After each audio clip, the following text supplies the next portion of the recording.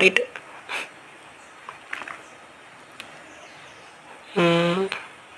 அப்புறம் பார்த்தீங்கன்னா கோரில் one of the healing spell, அப்புறம் ரேஜும் போட்டிருப்போம், அப்புறம் அந்த வார்டன் எபிலிட்டி கொடுத்துருப்போம் அந்த அந்த கொஞ்சம் மைனஸ் அண்ட் ஹாகரேட்டர்ஸுக்கு. அப்புறம் இங்கே கோரில் one of the healing with rage அப்படி யூஸ் பண்ணக்கூடாது, பட் வழியே இல்லைன்னு பண்ணினேன், பட் இருந்தாலும் அங்கே வேலைக்கு ஆகலை.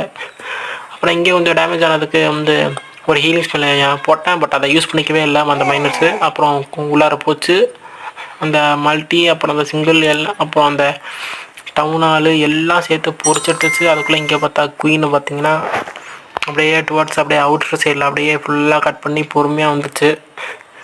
சரின்னு ரெகுலர் ட்ராஷ் பில்டிங் எல்லாம் கட் பண்ணிகிட்ருக்கா. அப்படியே இந்த இடத்துல வரும்போது சரி அந்த டைமும் ரொம்ப ரொம்ப இதாகிடுச்சு.